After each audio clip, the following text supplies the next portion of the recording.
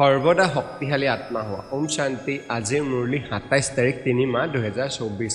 বাবাই কৈছে, মৰমৰ সন্তানসকল, সত্য কথা শুনাওতা এজন পিতা, সেয়েহে পিতাৰ পৰাহে শুনা, মনুষ্যৰ পৰা নহয়। এজন পিতাৰ পৰা শুনোতাসকলহে জ্ঞানী।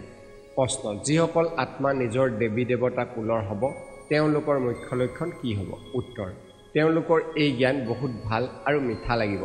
তেওঁলোকে মনুষ্য মত ত্যাগ কৰি ঈশ্বৰীয় মতত চলিবলৈ ধৰিব। বুদ্ধিত উদয় হ'ব যে শ্ৰীমতৰ দ্বাৰাহে আমি শ্ৰেষ্ঠ হ'মগৈ। এতিয়া পুৰুষোত্তম সংগম যুগ চলি আছে।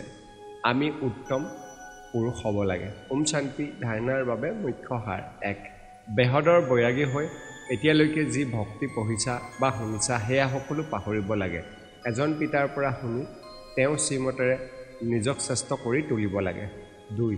যেনেকৈ পিতা সম্পূৰ্ণ পবিত্ৰ, তেওঁৰ ওপৰত কোনো মামৰ নাই, তেনেকুৱা পবিত্ৰ হ'ব লাগে। ড্ৰামাত প্ৰত্যেক ভাৱৰীয়াৰ সঠিক ভূমিকা আছে। এইটো গুহৰ ৰহস্যক বুজি চলিব লাগে। বৰদান। পিতা আৰু বৰদাতাৰ দ্বাৰা দ্বৈত সম্বন্ধৰে দ্বৈত প্ৰাপ্তি কৰোঁতা সৰ্বদা শক্তিশালী আত্মা হোৱা। শ্লোগান, দেহ আৰু দেহৰ লগতে পুৰণা স্বভাৱ সংস্কাৰ আৰু ক্ষতিবোৰৰ পৰা উপৰাম হোৱা মানেই বিদেহী হোৱা। ওম শান্তি।